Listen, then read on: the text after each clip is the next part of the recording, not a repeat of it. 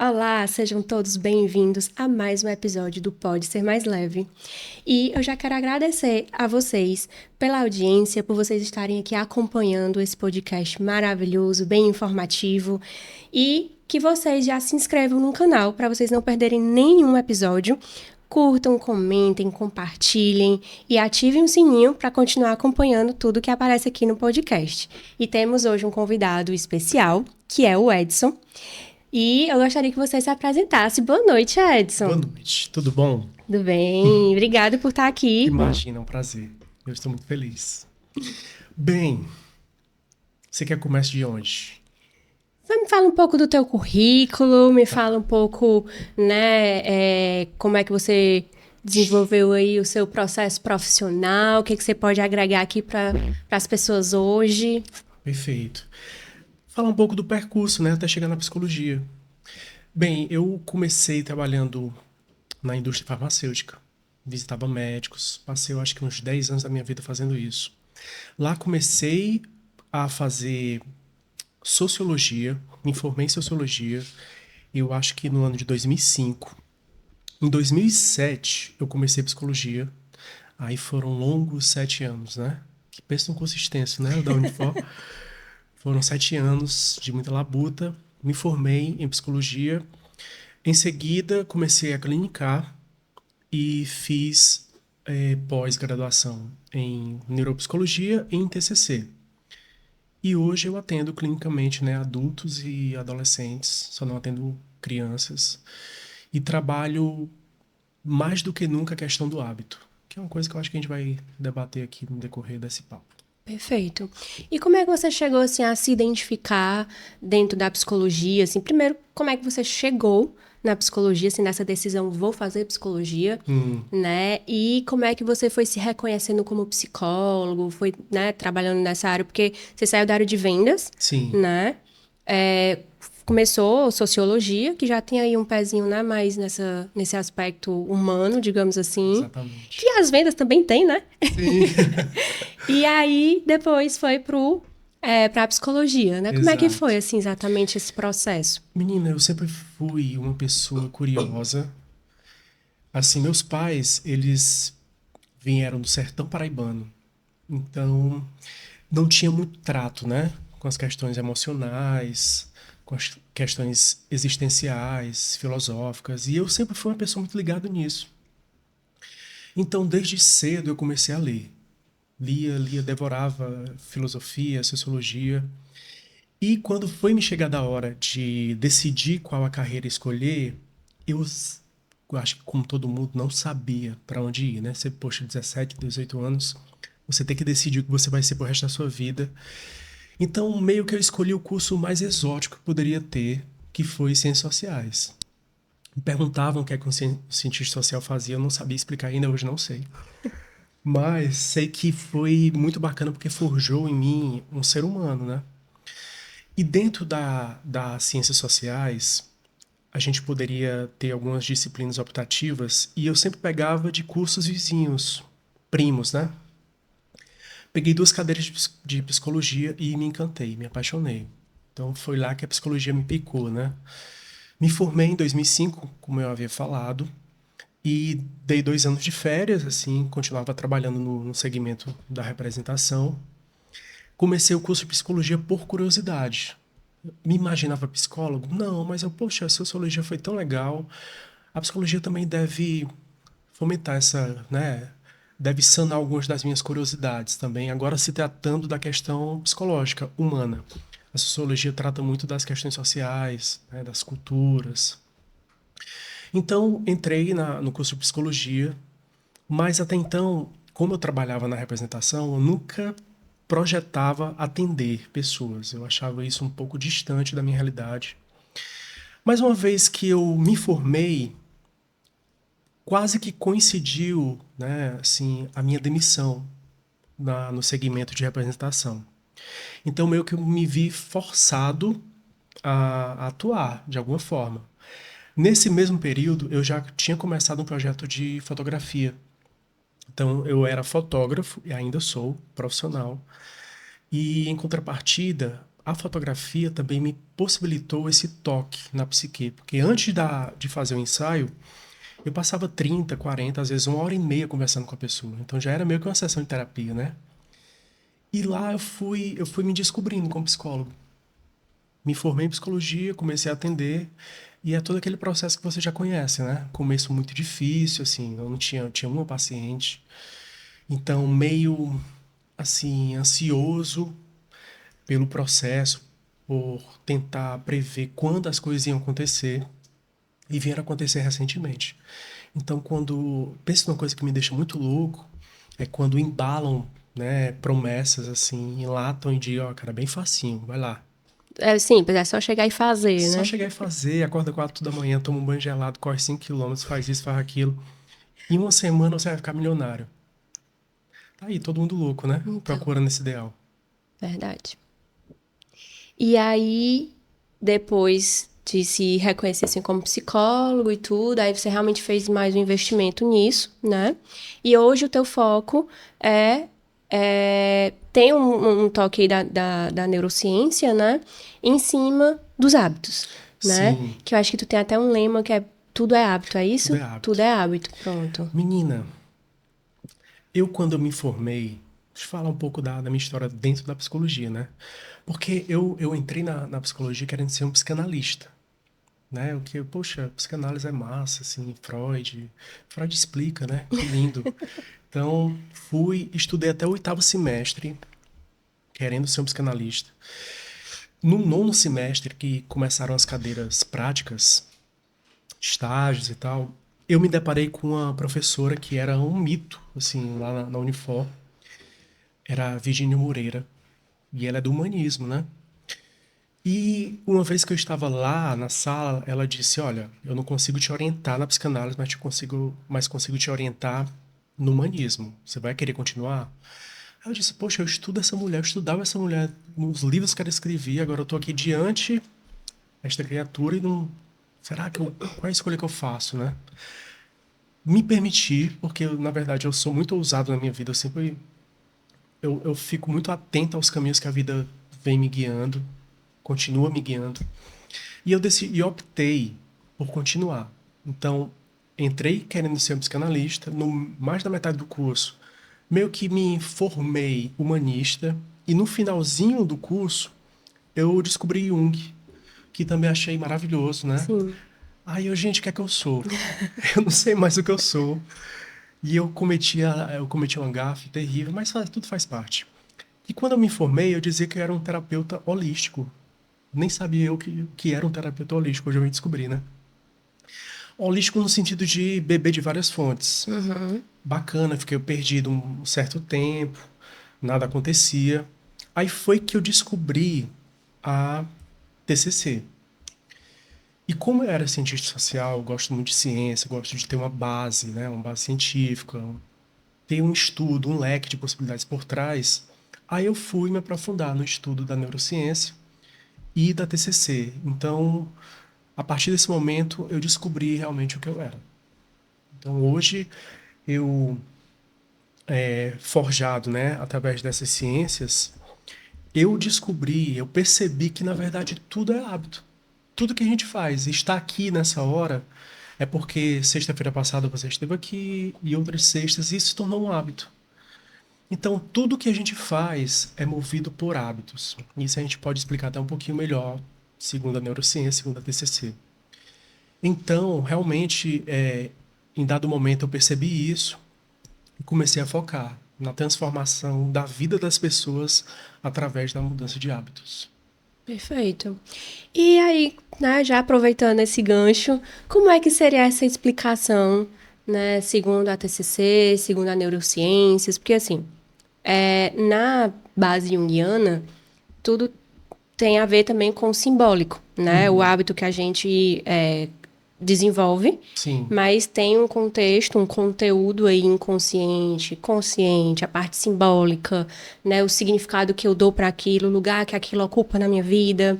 E aí esse hábito ele vai ter determinado peso, ele vai ter determinado significado, Uhum. né? E aí tem todo um processo assim dentro da parte junguiana. E como é que seria essa explicação do hábito, né? Dessa que tudo da vida seria hábito, dentro da sua abordagem, dentro da forma com que você trabalha?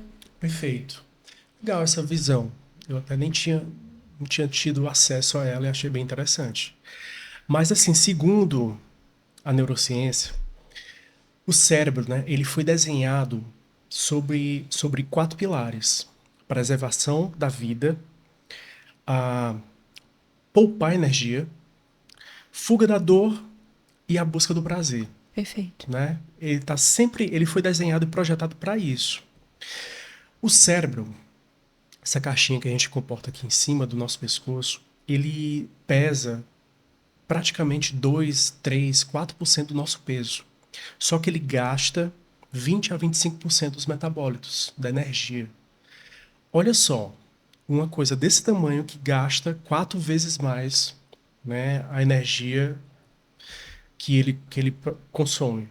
Então, assim, o que é que ele faz? Ele procura automatizar comportamentos, né? Então, assim, é como se criássemos é, canaletas ou arestas ou uma trilha numa mata, né? Então, nessa tentativa de poupar energia, ele vai forjando padrões comportamentais automáticos.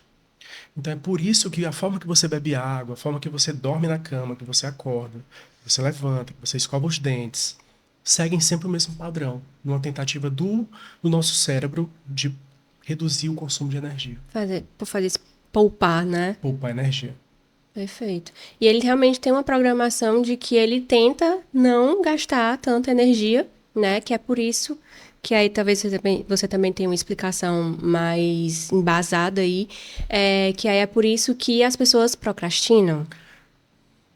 Exatamente. A procrastinação, Mari, também é um hábito. E é por isso que eu digo que tudo é hábito, né? Perfeito. Porque a pessoa meio que toda vida que ela enxerga uma tarefa, e o que é que o cérebro quer? Poupar energia. Então é muito mais fácil. E quando ela satisfaz e atinge esse prazer, poupando energia, ela vai formando um hábito ali. E esse hábito, ao longo período, curto, médio período, se transforma nessa procrastinação. Pronto, que aí faz sentido dizer que a procrastinação, ela só se torna um hábito, nessa repetição, porque a pessoa consegue uma sensação de prazer, de satisfação, de bem-estar mais rápida, porque assim, eu procrastino porque eu tô preferindo mexer no celular, por exemplo, ou ficar deitado, ou ficar quieto, do que ter que fazer uma coisa que vai me demandar mais energia, mais esforço. Então, eu já tô tendo uma satisfação ali de ficar quieta, ou de ficar ali mexendo no celular, enfim, do que ter que fazer um esforço e ter um resultado, ser recompensada só depois. Exato. Então, poderia dizer dessa forma. Perfeitamente. Você lembrou bem. Ou seja, lembra daqueles 4 pilares, né? Um é a busca do prazer. Então, ficar rolando o feed no celular é extremamente prazeroso. E outra, poupar energia. Então, ela está desfazendo justamente o projeto do que é desenhado no nosso cérebro. Busca do prazer, evitando a dor e poupando energia. E isso, com o passar do tempo, como eu havia falado, vai fazendo marcas, vai deixando marcas, e a pessoa vai meio que sendo completamente submersa, né? Nesse novo hábito forjado, que agora é a procrastinação, evitando o gasto, o desperdício de energia. E você, quando você percebe esse quadro nos seus pacientes, né, nas pessoas que você acompanha, o que que você diria de uma estratégia, né? Claro, tudo é um processo, né? Então, com seus pacientes, né, que você vai dar uma fórmula mágica e tudo vai mudar, né? Eles vão fazer aí um processo, né, acompanhado por você e tudo mais. Mas se a gente puder falar assim uma técnica, uma estratégia um pouco mais prática, não que seja uma mágica, o que que você diria para essa pessoa começar a mudar esses padrões da procrastinação? Como ela vai se convencer de que aquela atividade que vai demandar mais esforço, que a recompensa só vai vir depois, é melhor do que ela ficar deitada ou rolando feed no celular.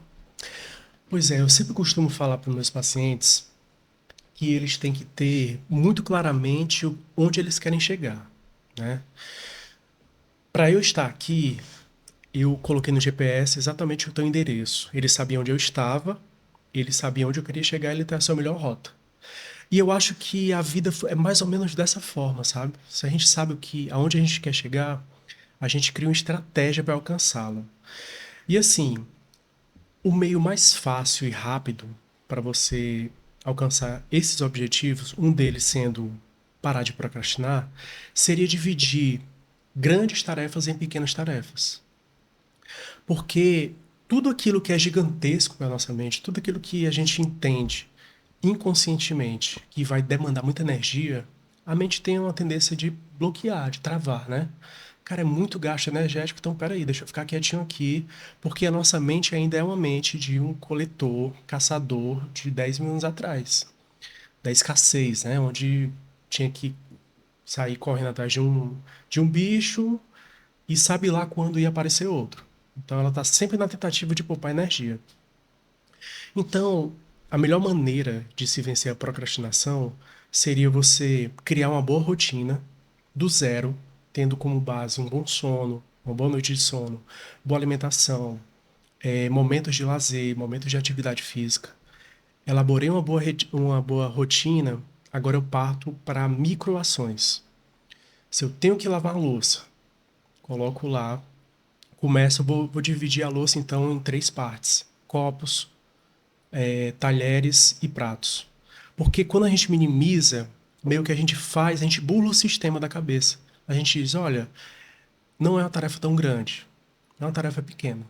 E a gente consegue dar um passo por vez. É como correr a maratona. Se você vai para a maratona entendendo, caramba, são 42 quilômetros, o corpo trava, a mente trava. Agora se eu entendo, não, são 42, mas vou me preocupar aqui só com o primeiro quilômetro. E depois com o segundo, terceiro. Quando eu dou fé, eu tô lá no 20º. Perfeito. E tu falar isso, imediatamente veio na minha cabeça o, a principal frase, não é nem frase, é uma frase, mas a base principal que sustenta os grupos de ajuda mútua, né, de AA, que é os Alcoólicos Anônimos, e o Sim. NA, que é os Narcóticos Anônimos, que é só por hoje funciona, ou seja, um dia de cada vez. Então, as pessoas que têm problemas com os vícios, né, dentro desses grupos, eles são estimulados a pensar que é o hoje. Hoje Exatamente. eu não vou usar. Hoje eu não vou beber. Hoje eu não vou jogar. Hoje. Eu vou me preocupar com hoje. Aí amanhã, quando eu chegar no amanhã, que aí o amanhã vai ser o hoje, aí eu vou dizer que hoje eu também não vou jogar, não vou usar, não vou beber. Perfeito. E aí realmente faz todo sentido com o que você estava, né, falando aí. Total. E foi muito bacana você falar de vício, porque o que é o vício se não um hábito, né? Um hábito repetitivo, né, normalmente com recompensas rápidas e momentâneas, que aí é sempre buscando Exatamente. a próxima dose, né? Exatamente. E isso eu sei que você é fera. E aí você pode falar melhor do que eu, né? Eu vim aqui também buscar um pouco dessa informação, porque eu adoro esse assunto. Mas já falando em vícios, Mari, eu não sei se você percebe a onda avassaladora de pessoas dependentes de rede social, dependentes de jogos online. Menina, eu pego por semana, eu acho que umas 15 a 20 mensagens de pessoas completamente desesperadas em se tratando de questões de jogos de azar e essas bets que estão tão populares, né? Sim. Então, eu acredito que nós já estejamos passando por uma epidemia de casos disso. Então, o que antes a gente precisava sair de casa e estar numa boca de fumo, comprar, agora está no celular. Então, veja o perigo que é isso. Tu tem encontrado casos assim no teu... Sim, inclusive na internação. Hoje em dia, eu não estou mais trabalhando, atuando dentro de instituições, né, do modelo de internação. Mas vai fazer um ano que eu saí, que eu tô só no consultório, mas há um ano atrás, há mais de um ano atrás, já tinha pessoas se internando, sendo internadas, por conta de vício em jogo. Por quê? Porque não conseguia ter um celular, ficar com o celular ou em casa no computador, enfim, e não jogar. Então, essas pessoas precisaram sair de casa, né, ir para uma instituição, ficar um período nessa instituição, para elas verem que elas conseguem, né? Porque naquele momento é realmente, como diz o primeiro passo, dos 12 passos de Alcoólicos e Narcóticos Anônimos, eu preciso primeiro admitir a minha impotência perante aquilo, perante aquele hábito, perante aquele vício, né? Então, quando a pessoa admite que realmente ela não consegue, e ela não consegue enxergar uma outra opção de lidar com aquilo, aí, algumas vezes, a internação acaba sendo uma opção. E há mais de um ano atrás, porque agora que realmente tá crescendo cada vez mais, mas mais de um ano atrás já tinha gente buscando internação para quebrar esse ciclo vicioso dos jogos. E hoje tem cada vez mais. Inclusive, no consultório chega muita demanda. E se não chega até o consultório, mas pelo menos eu também recebo mensagens. Pode até não chegar no consultório, mas mensagens tem. Sim. E é muito triste, né? Porque, poxa, a gente sai de casa, tem outdoors, né? De bets, a gente tá assistindo novela, tem lá propaganda. É como se propagasse substâncias químicas, né? É. Teria o mesmo, neurologicamente é o mesmo efeito. Então é preocupante, realmente. Mas sim, voltemos às questões que você estava abordando, né?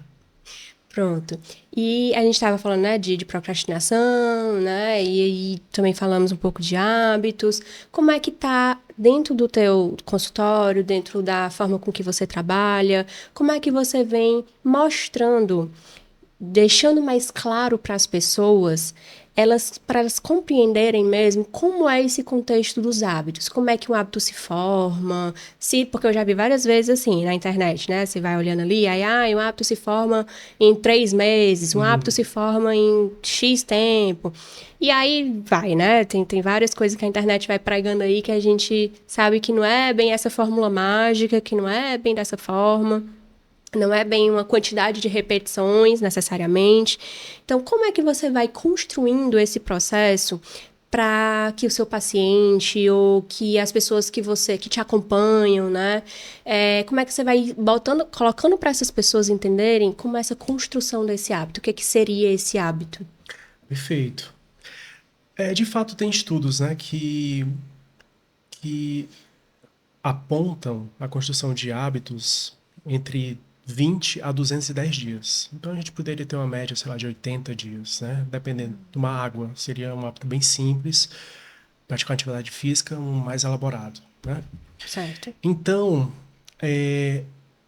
para se formar hábitos, Mari, é necessária a persistência. Lembra da base que é a criação de uma rotina. Então, a primeira coisa que eu elaboro como protocolo, né, para qualquer paciente que chegue, é averiguar como anda a rotina da pessoa, né? Poxa, tá tudo bagunçado. A pessoa dorme 3 da manhã um dia, outro dia meia-noite, 11 horas, acorda 6, acorda 9, acorda 12. Então, como é que ela vai formar um hábito dessa forma? Se ela vai para academia quando dá vontade, tá tudo errado. Então, o passo a passo é elaborar uma boa rotina e tentar persistir no horário. Eu sei que nem todo mundo trabalha com horários flexíveis, né? E fixos. Mas tentar, dentro do possível, colocar as mesmas rotinas nos mesmos horários. Porque aí o seu corpo vai automatizando os E comportamentos. ajuda você a manter, né? Exatamente. E tudo isso parte de uma boa formação de um ciclo circadiano, né? Que são os horários, o nosso relógio biológico, né? Para que ele produza tais hormônios em determinados horários. Saciedade, fome, sono, o despertar, cortisol, aumento do cortisol, enfim. Então, a base para você não só vencer a procrastinação, como criar bons hábitos, parte de uma boa elaboração de rotina. Perfeito. Muito bom. E que faz todo sentido, né? Porque, por exemplo, culturalmente, eu vou arrisco dizer, o horário de almoço seria entre meio-dia e 1 hora. Sim. Normalmente, entre meio-dia e 1 hora, as pessoas já estão sentindo fome, né? Então, tudo aquilo que você realmente estabelece um horário ajuda a manter, porque muitas vezes a gente começa e não mantém. As pessoas começam algo, mas não conseguem manter. Provavelmente porque não tem muito essa coisa do horário, né? Não conseguem estabelecer horários, metas, às vezes, né? Exatamente, porque assim, toda vez que você vai fazer uma atividade, aquela vozinha dizendo: por que você vai? Deixa pra ir mais tarde. Não, vai outro dia. Ou seja, você ainda está processando essas informações, né? O cérebro ainda está negociando com você. Quando você persiste, você cria o hábito de ir, né, de tal horário, você automatiza isso. Não existe mais essa voz. Você meio que já faz toda a programação e vai, sem esse gasto energético. Então, tanto para você quanto para o seu cérebro, é excelente a formação de um hábito. Maravilha. Poupa essa energia. E você pode Verdade. estar utilizando em outros segmentos. E eu acredito que também tem a questão da satisfação de você ter conseguido ter um controle sobre você, né? De que você, será que eu vou mesmo? Aí você vai lá e vai, Uhum. né? Eu acho que isso também dá uma quebrada aí nessa sensação de culpa que às vezes sente, né? Por querer fazer uma coisa e acabar não fazendo, procrastina ou inventa não, né? Traz justificativas, Sim. né? Porque as justificativas não necessariamente são invenções, mas são as defesas que a gente vai criando, né? Uhum. E para poder não fazer aquilo que às vezes precisava ser feito e vai ali se acomodando. Então, acho que você conseguir fazer, você dá uma quebrada nisso. Fantástico e muito bem lembrado, né? Eu acho que tanto a psicologia quanto a filosofia, elas trabalham com essa forma de recompensa de prazer, dividindo em dois prazeres. O hedônico, que é o prazer imediato, ao qual você se referiu, e o prazer eudaimônico, que é aquele prazer tardio e que é muito mais satisfatório. O prazer hedonista, né, que é justamente você pegar uma taça de vinho, você beber, você usar drogas, sexo, enfim, tudo isso que gera muita dopamina de forma muito rápida é o hedonismo. Só que ele também traz como consequência um pouco de culpa.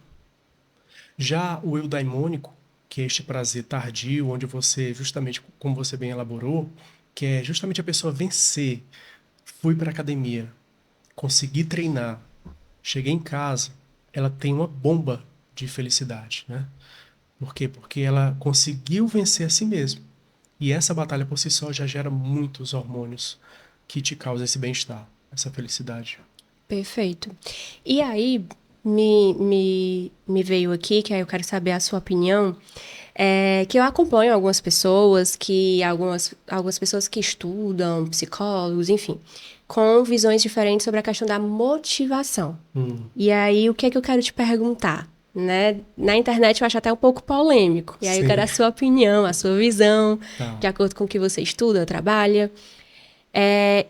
Tem pessoas que são estudiosas, assim, da área e tudo, que acreditam, que pregam, que tem ali uma forma uma certa forma de comprovação de que você não precisa estar motivado para fazer algo. Porque essa motivação, às vezes, se você for esperar estar motivado para fazer algo, às vezes você não faz absolutamente nada. Uhum, Por outro lado, existe um outro grupo de pessoas também estudiosas e etc., da área, nananã, que acreditam que você precisa sim ter uma motivação, porque se você não tiver uma motivação, você acaba não conseguindo fazer, porque às vezes você não tem energia, às vezes realmente você já teve um dia, sei lá, uma pessoa que trabalha de carteira assinada, que tem um horário fixo, né? Um horário, aquele horário comercial.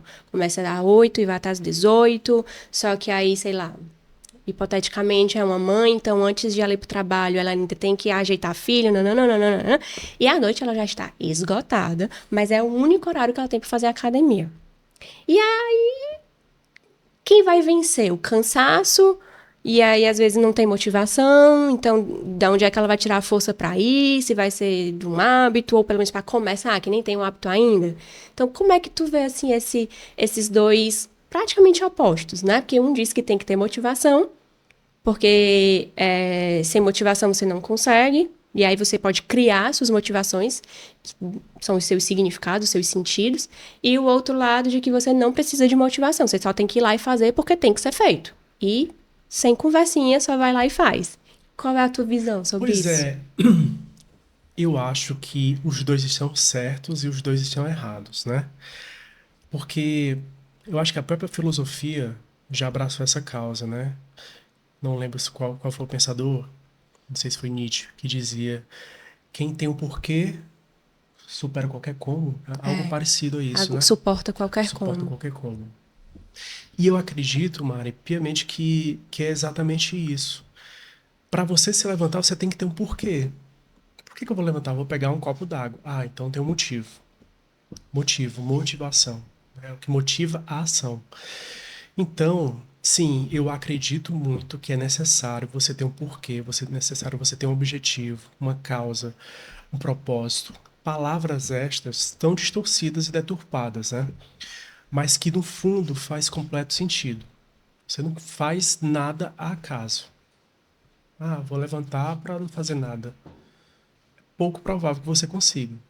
Então, assim, se você vai para a academia com um fim, com um intuito de melhorar sua saúde, de emagrecer, de conseguir ter um corpo mais funcional, você já está no caminho. Agora, se você for por ir, sem motivo algum, é muito mais difícil você vencer essa batalha. Verdade. E manter, né? Porque, Principalmente. exato. Porque, como a gente já tinha falado, tem muita coisa que as pessoas conseguem começar e aí vai numa empolgação e não conseguem manter. Né? Que às vezes Exatamente. realmente o manter é o maior desafio, né? E a gente vai falando e sempre vai tendo a ver com a questão dos vícios, né? Porque como você muito bem falou, o vício é um hábito, né? Uhum. E a gente conversando, eu fui também me lembrando mais uma vez de todo esse contexto dos grupos de ajuda mútua e tudo mais. E eles têm muito esse aspecto de que, primeiro, o hoje, né? Que eu tenho que pensar no hoje, no que é que eu vou fazer hoje. Eles também trabalham muito em que todo o comportamento da pessoa vai ser uma nova maneira de viver, porque antes estava tudo contaminado por maus hábitos, pelos vícios, né? E tem a questão também de, por exemplo, eu tenho pacientes que não se identificam com os grupos de ajuda mútua. Apesar de terem muitos estudos que comprovam que os grupos de ajuda mútua é o que mais ajuda as pessoas a conseguirem sair de vícios como alcoolismo, né? E outras drogas, outras substâncias psicoativas. Uhum. Mas eu tenho pacientes que vão para grupos e não conseguem se identificar. Vão para internações, que a base da internação são os 12 passos de ajuda mútua, e não conseguem se identificar, às vezes bloqueiam aquele tipo de tratamento ou o que aquilo ali está querendo dizer, porque não gostam, não se sentem, não gostam, não, para Sim. eles não faz sentido e tudo mais. Onde é que eu quero chegar? Naquilo que você, no sentido que você dá, que aí é bem junguiano, né? O Exato. simbólico e tal. Por quê? Aí como é que eu faço com os pacientes que chegam até mim com essa demanda de não, o grupo de ajuda mútua para mim não funciona.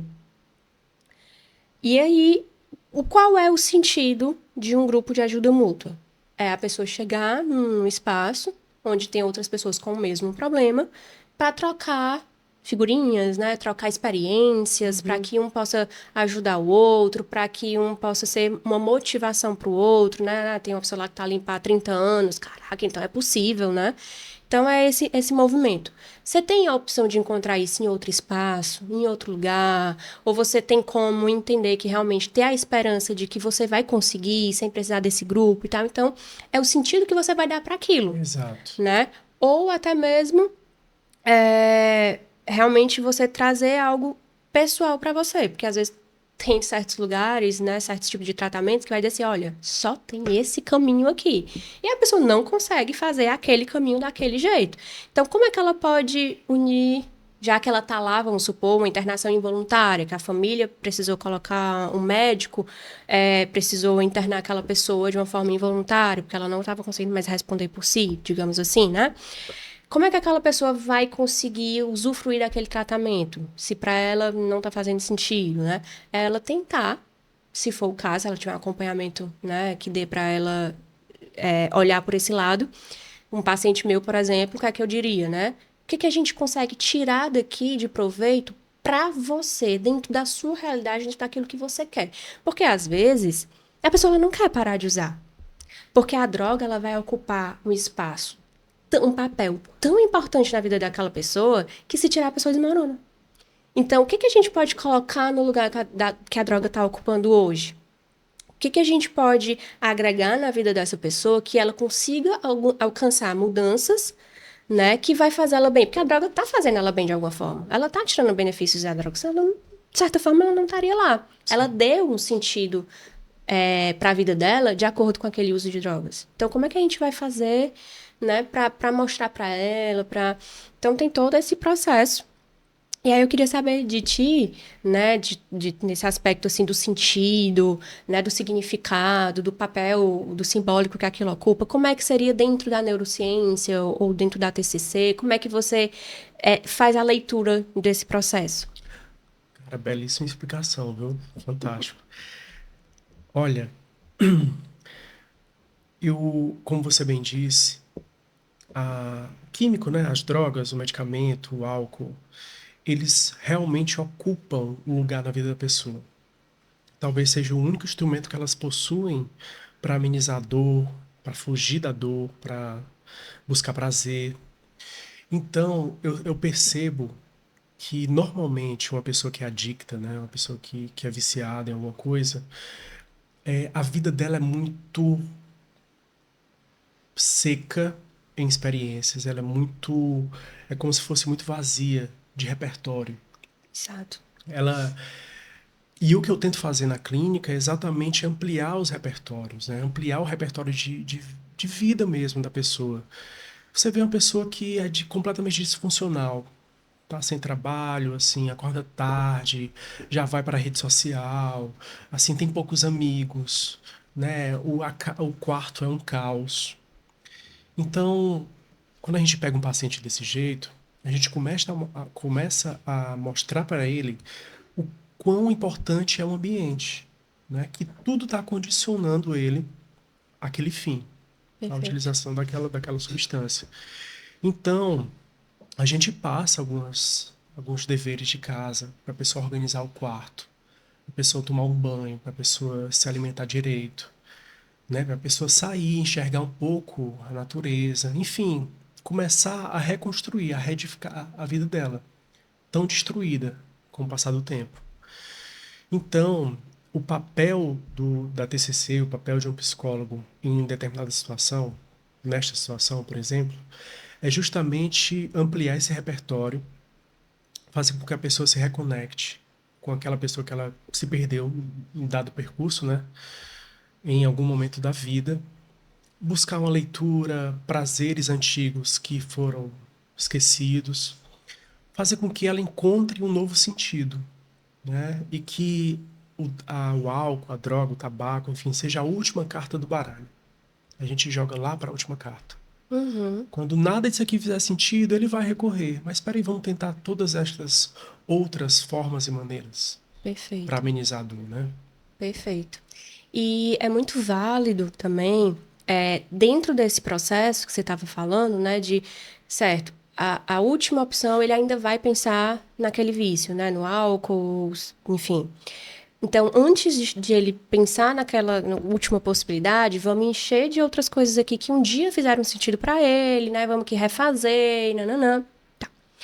Perfeito. Só que dentro desse processo, só para acrescentar, é muito válido lembrar que a gente vai lidar com o cérebro que está sobrecarregado de dopamina falsa, no sentido de que veio de fora. Sim. Então, ele está tão sobrecarregado da dopamina que veio de fora que o cérebro ele para de produzir por conta própria, porque ele já está direto recebendo por conta de algum vício, né? Seja o jogo, enfim, de algum Sim. vício, né? E aí, as primeiras atividades que ele for voltar a fazer, ele vai ter uma baixa, que aí ele não vai ver graça em quase nada, né? Ele vai ter uma dificuldade muito grande de sentir um prazer, uma satisfação, ver graça nas atividades que um dia super tinha graça para ele, né? Até que o cérebro volte a produzir dopamina de forma natural. E aí ele vai voltar a ver graça nas coisas. Até chegar a esse ponto é onde muitos desistem. E aí tem recaídas e tal, porque eles voltam a viver a vida e eles não veem graça em nada, Uhum. né? E a gente sabe que é muito complicado viver uma vida que a pessoa não consegue ver graça em nada. E aí, às vezes, vem outras comorbidades, como a depressão, enfim. E aí, eu acho muito válido sempre estar, né, com essa conscientização com aquela pessoa, para que ela entenda que ela vai ter que passar por um processo de que as primeiras coisas não vão ter muita graça, mas ela precisa persistir, que aí foi o que você estava falando, que para criar um hábito precisa muito ter a persistência, né? Exatamente, Mari. Tem uma máxima na neurociência que é todo excesso de hedonismo causa anedonia, que é justamente a ausência de prazer. E as pessoas hoje estão buscando sentir prazer o tempo todo. Essa busca da felicidade incessante, né? Sendo que o ideal seria elas estarem entediadas, voltarem a sentir tédio. Porque é justamente o tédio que equilibra exatamente esse mecanismo que você falou, né? Da dopamina. Sentir tédio, sentir, sabe, ficar completamente vazio de símbolos. Permitir à cabeça reconstruir significado. Então, assim, eu acredito até, já falando de vícios, né? Assim, o poder destrutivo, assim, das redes sociais. Sim, Que eu percebo que os jovens, principalmente os jovens, eles estão nesse fluxo incessante dessa busca de prazer e nada melhor para acalentar isso do que uma rede social onde a cada, né, rolagem do feed tem lá uma dopamina no córtex e você vai sentindo esse prazer, só que isso em excesso causa aquele estado que a gente já conhece. perfeitamente. Que gera várias outras questões, né? Assim, às vezes gera um grande processo de ansiedade, às vezes até Exatamente. depressivo, porque começa a se comparar com aquela pessoa que viaja o final de semana, todos os finais de semana do ano, e eu tô em casa e não viajo, ou aquele fulano que trabalha, sei lá com o quê, mas que tem tudo que eu queria ter também. E aí gera várias questões psicológicas, emocionais que vão ali adoecendo aquela pessoa, né?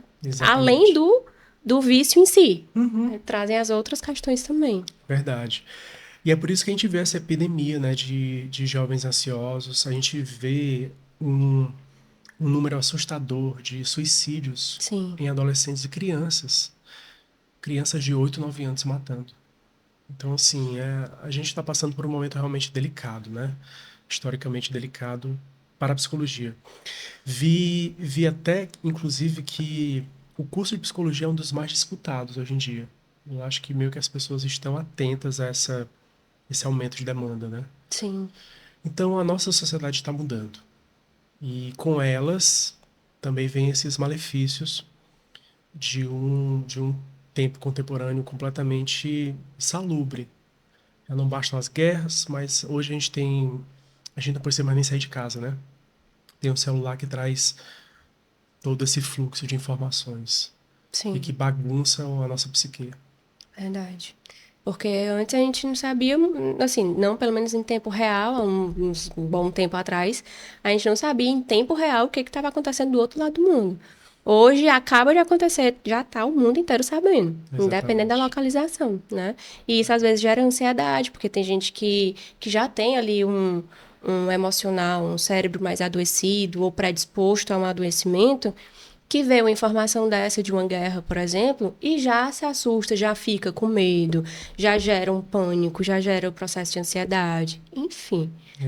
Então, Exatamente. esse excesso de informação, ele é realmente uma faca de dois gumes, né? Porque ao mesmo tempo que é Verdade. muito bom, porque ajuda a gente a ter uma noção de como é que estão as coisas no mundo, também tem um lado de que tem que pode gerar essa ansiedade, um transtorno até do pânico, né? Enfim. Sim, verdade. Eu optei por me tornar uma pessoa um pouco mais alienada quanto às questões, sabe, assim, de notícias, porque em dado momento eu tava tomando café da manhã, comendo meu pãozinho lá e tal, e notícias, 7 horas da manhã, notícias de morte, de assassinato, de estupro, gente. É, Como é que a gente vai ter um dia saudável, um dia, né, ameno, leve, se no café da manhã eu já tô recebendo essa carga de violência? Então, assim, e isso condiz com tudo aquilo que eu trago, né? A questão do hábito. Passei a desligar a TV nesse momento, bater um papo com minha esposa, enfim.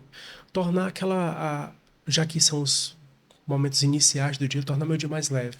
Até porque a nossa profissão, é uma profissão difícil, assim, traz um peso, né? Assim, você passa o dia escutando pessoas falando de problemas. Então, assim, se esse processo por si só, ele já tem esse fardo, por que que eu vou ainda gravar essa situação escutando coisas assim que são muito do meu interesse, né? Então, eu me tornei um pouco alienado em relação, soube que o Trump, né, se elegeu e tá, mas Tem só coisa que isso. não dá pra se alienar, porque vai chegar em você de algum Chega, jeito. chega. Outras até que dá, né? É verdade, mas eu tô nessa, assim, quando a gente passa dos 40, eu acho que a gente começa a dar mais importância a algumas coisas, né? Então, assim, eu tô praticando muita atividade física, tô tentando ler mais, tendo momentos de lazer, de calma. A gente vive nesse fluxo, eu tava até pensando, cara, como é louco viver hoje em dia, porque você tem que estar nessa produtividade incansável. Você tem que ser uma pessoa que, como eu falei outrora, né? Acordar às 4 horas da manhã, tomar um banho gelado, correr 5 quilômetros, ler 30 livros em 20 minutos, você tem que escutar 40 podcasts, você tem que falar com 1.000 pessoas, mandar 300 e-mails. Para chegar no fim do dia, você ter mais dinheiro, para consumir mais coisas, para ficar mais escravo delas. E é um fluxo, é uma máquina que gira. E o quanto isso é adoecedor, né? Quantas pessoas estão surtadas porque elas tentam. E é muito doido isso, porque eu vou no Instagram e digo que é fácil. Eu passo um roteirozinho de 5 passos, sabe? 3 passos, 5 passos, 7 passos para ser feliz. Faça a pessoa acreditar naquilo, ela acredita naquilo, tenta e não consegue. Verdade. E tem duas coisas que eu queria comentar do que você foi falando, aí eu fui resgatando aqui. Uma foi quando você estava falando sobre o tédio, Sim, né? A importância do tédio. E eu me lembrei que na faculdade tinha uma cadeira optativa, que foi uma cadeira, assim, fantástica, que até hoje eu procuro, volta e meia, pesquisar umas coisas para recapitular, que é a cadeira de ócio, lazer e tempo livre, olha só. com o Clerton. Clerton, acho que era. Ele até fez um laboratório, ele tem um laboratório lá na Unifor, que estuda e pesquisa, um laboratório científico só para estudar sobre isso, porque é um momento em que o ser humano realmente ele está em contato consigo mesmo.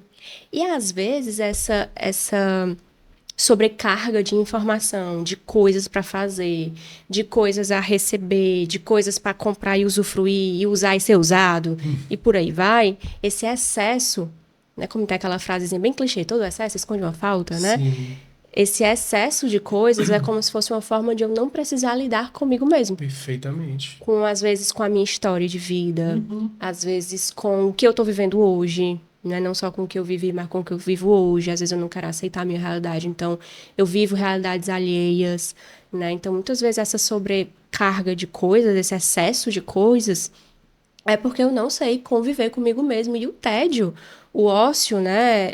Esse momento que você não tem algo a fazer, para fazer, é o momento que você vai estar em contato com você mesmo. Porque, né, o ócio, o tédio, não é o momento que você tá conversando com alguém, não é o momento que você tá mexendo em alguma coisa, você tá sem fazer nada. E Exato. tem gente que esse momento é extremamente doloroso. Eu já fiz um momento com um paciente para ele fazer um teste, de ele ficar deitado, sem fazer nada, e tentar sentir um pouco de ver como era que ele se sentia, de ver pouco a pouco quais os pensamentos que vinham. Ele disse que ficou tão agoniado, ele disse que a cama dele parecia que tinha espinho. Ele disse que não conseguiu, que a mente dele começou a vir um monte de coisa ao mesmo tempo, que ele não conseguia relaxar. E aí ele começou a fazer um monte de coisa, e ele disse que foi, tipo assim, por exemplo, foi bem interessante, porque ele saiu da cama, aí ele foi no banheiro, aí ele viu que no banheiro tava faltando papel. E aí ele foi lá na casa dele onde fica o papel, e no caminho ele viu outra coisa. Aí ele foi fazer aquela outra coisa que ele viu. Tudo isso porque a gente tentou fazer um momento de relaxamento e ele não Sim, conseguiu. Porque é sempre tudo assim, exatamente. né? E quando para. é tipo aquela coisa, né? Quando para, é como se a pessoa visse o caos. Ela não quer ver o caos, então ela quer. Exatamente. É bem isso, Mari. E também tem essa contemporaneidade da hiperprodutividade, né?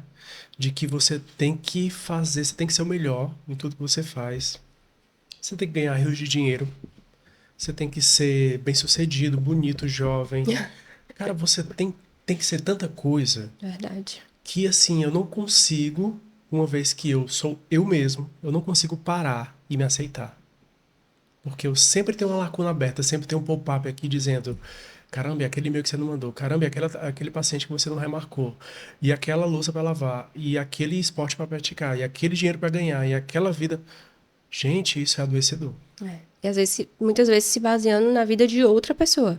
Normalmente. Que a vida de outra pessoa a gente sempre vai estar vendo só o que ela quer que a gente veja. Então a gente não vai saber a luta que ela tá lutando, a gente vai ver o resultado que ela tá tendo.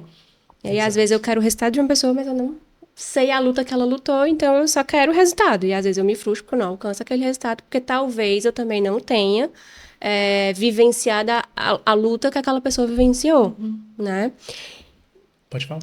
E que é outra coisa que a gente também tinha conversado, que você tinha falado, aí foi me Tá. voltando, foi a questão do tédio e também a questão da alienação, né? Que você estava falando do café da Hum, manhã e tal.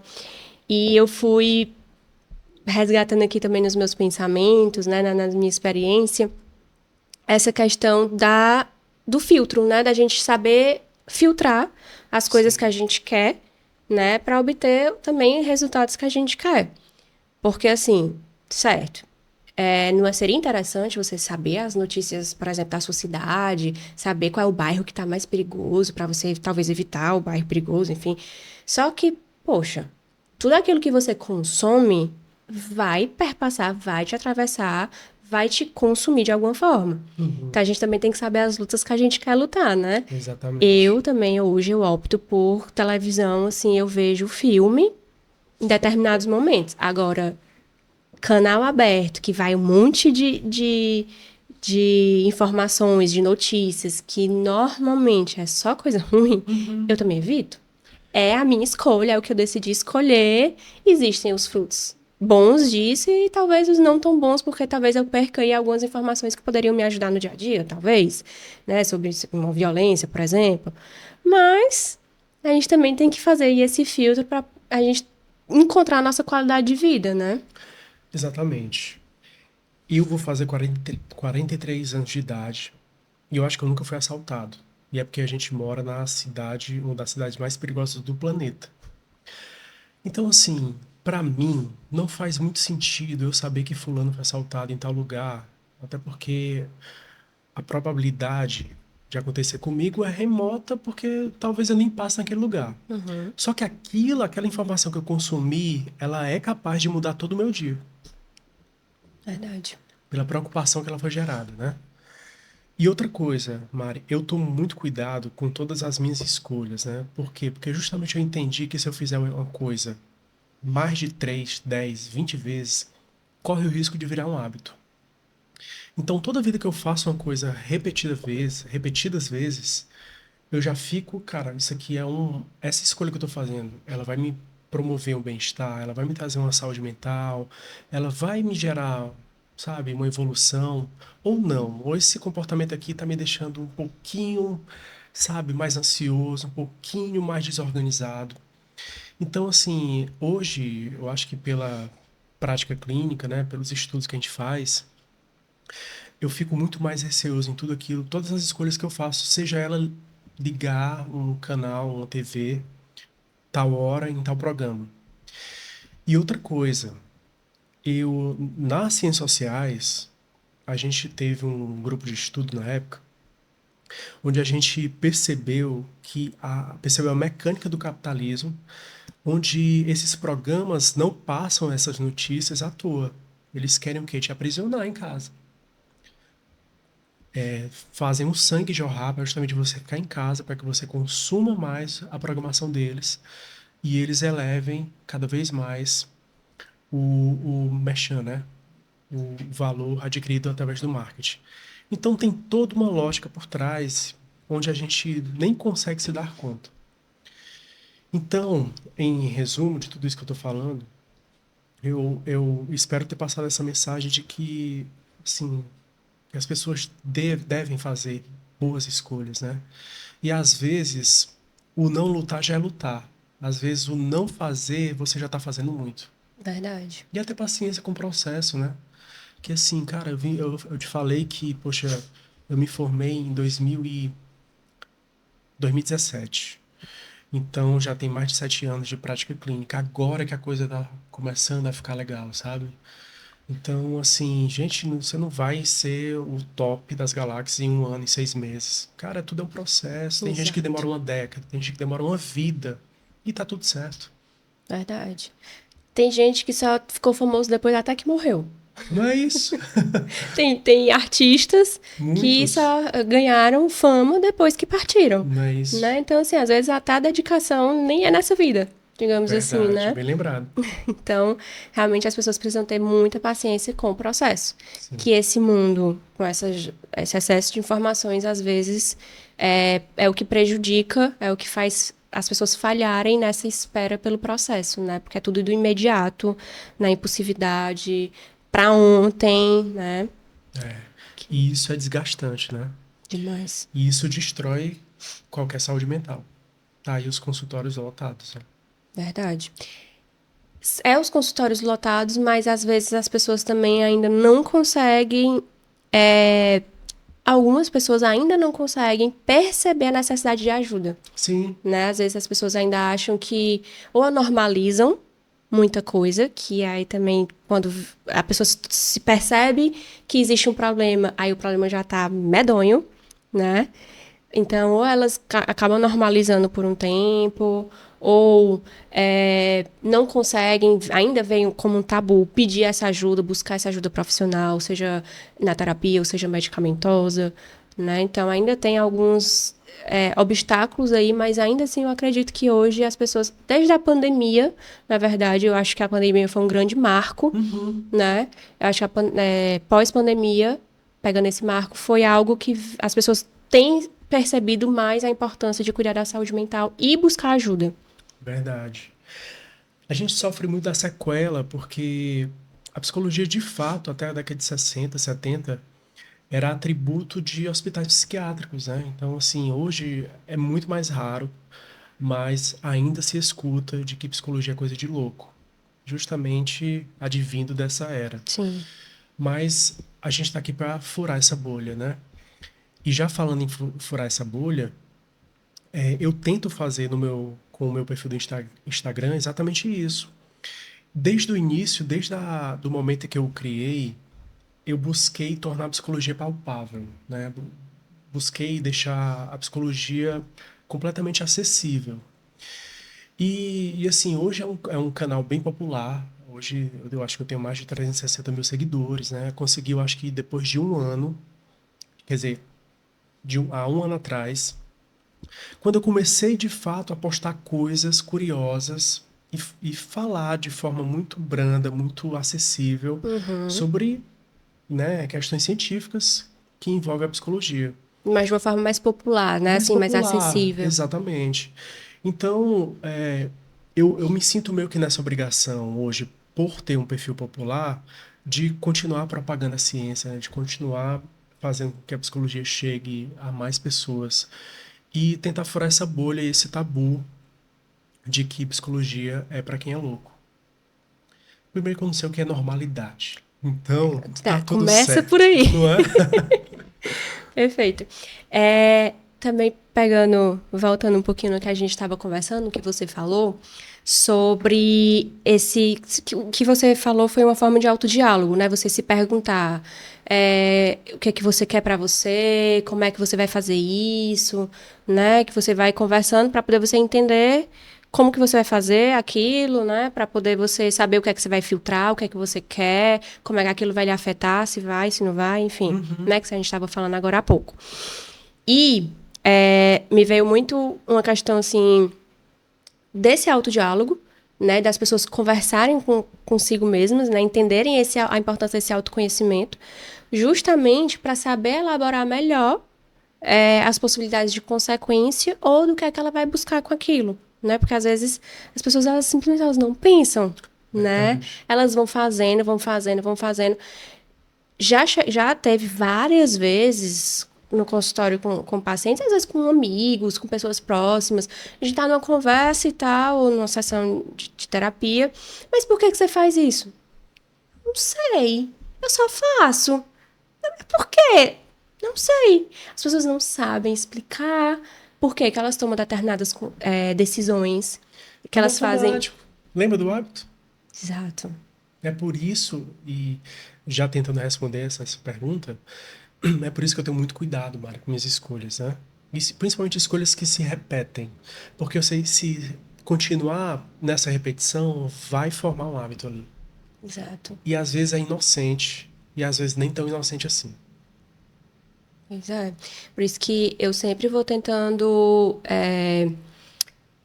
estimular que os meus pacientes eles tenham esse autodiálogo, né? Essa conversa consigo mesmo e se perguntar por que que eu vou fazer isso, para que eu vou fazer isso, o que é que eu quero com isso, o que é que eu tenho que ter ou fazer para alcançar isso.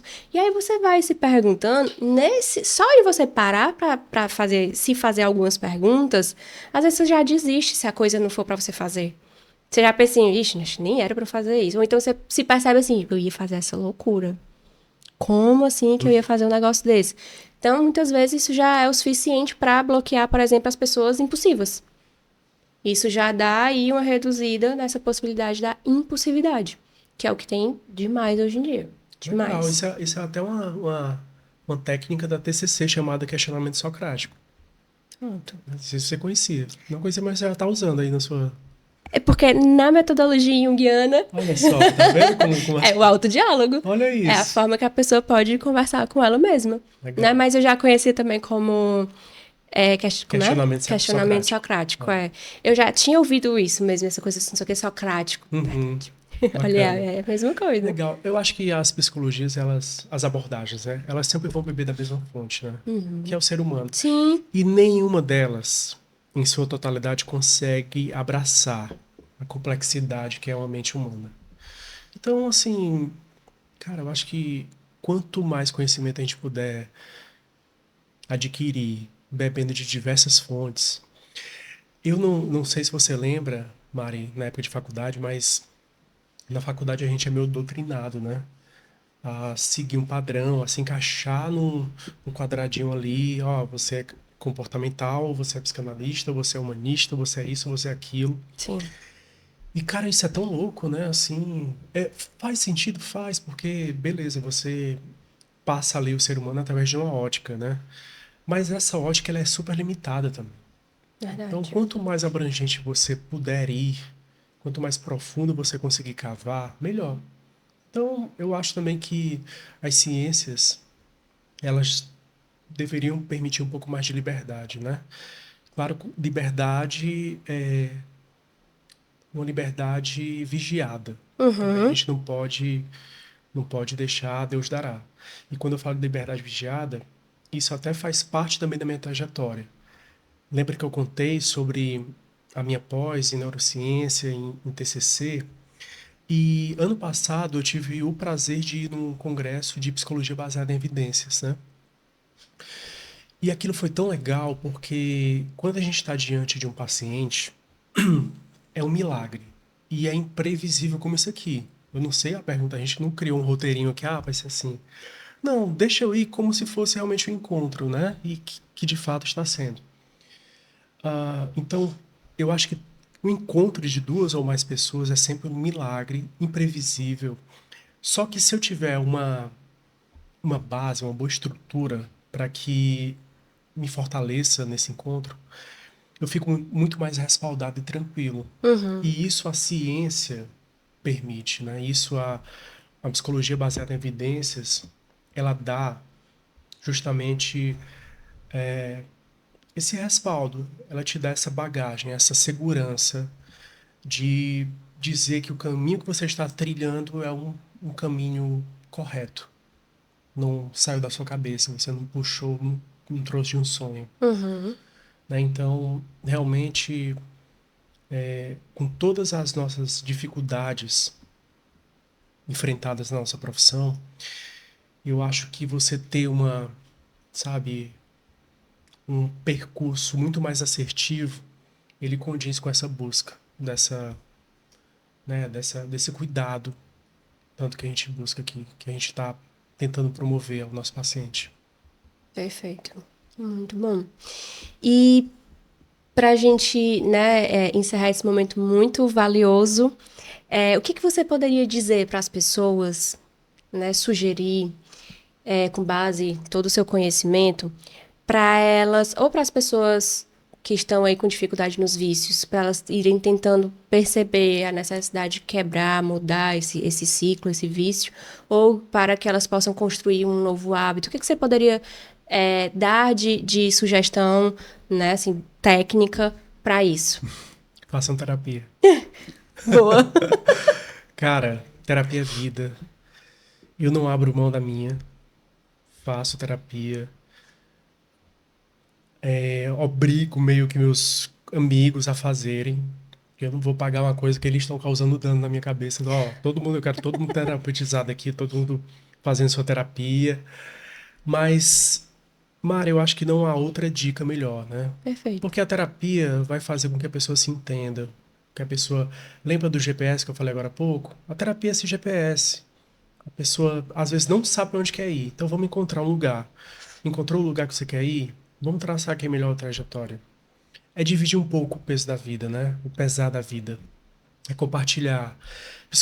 Psicoterapia é afeto. Psicoterapia é um milagre. Eu costumo falar sempre para os meus pacientes que aquele momento, aqueles 50 minutos, cara, o mundo pode desabar lá fora.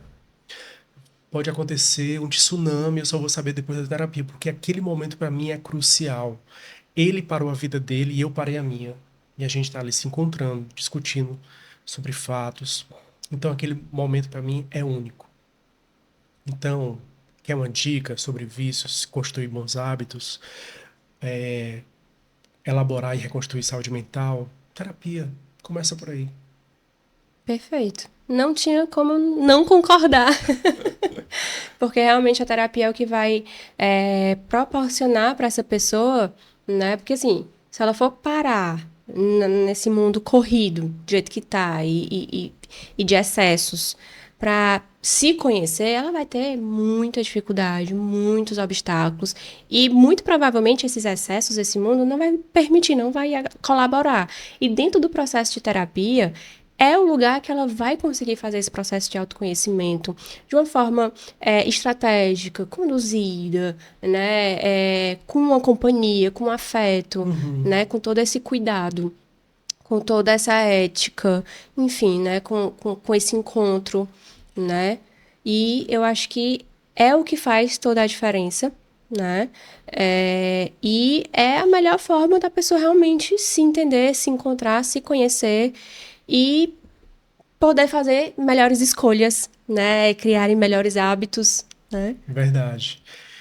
E não só isso, né? Eu também queria dizer que não acredita em tudo. Assim, busquem conhecimento, né? Assim, duvidem de toda informação que vos chega. Porque hoje em dia está muito difícil a gente saber o que de fato é verdade e o que não é. Olha que loucura, né? Que Uhum. mundo doido a gente está vivendo. Porque um dia eu tava vendo um gatinho lá desfilando. Cara, gente, a inteligência artificial tá, né, já manipulando imagens e tal. Então, vai ficar cada vez mais grave o fato de você discernir o que é real do que não é. Sim, verdade. Então, no lugar de acreditar em tudo, duvidem. A vida não é tão simples e tão fácil quanto dizem, mas ela é massa. Verdade. Verdade. E essa coisa, né, do duvidar faz muito sentido também, até pela questão assim. Muitas vezes existem pessoas profissionais que, existe estudo que diz isso, isso e aquilo outro, cientificamente isso e aquilo outro. Só que às vezes existe uma indústria que paga, né, que proporciona aquele estudo ir para frente que não necessariamente aquilo ali seja uma verdade ou que aquilo ali seja a melhor opção. Exatamente. Aquilo ali pode até ser uma verdade, mas que ela é a melhor opção, talvez não. Sim. Né? E a melhor opção pra você, aí é que você tem que ver mesmo. Né? Exatamente. Então, realmente, a gente tem que duvidar mais do que a gente está vendo, não necessariamente de nós mesmos, né? Para poder a gente desenvolver isso aí de uma forma mais saudável, mais consciente. Exatamente. Faça minhas suas palavras. Perfeito.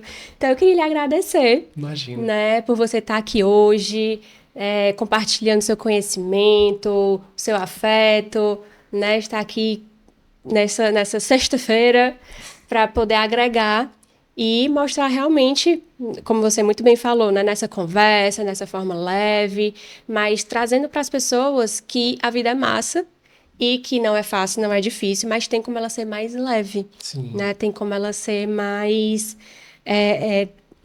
doce, digamos assim. Verdade. Né? Então, só lhe isso. agradecer. Eu que agradeço, foi um enorme prazer estar aqui ao seu lado. Na verdade, eu vim mais aprender do que falar, assim, foi muito legal esse papo.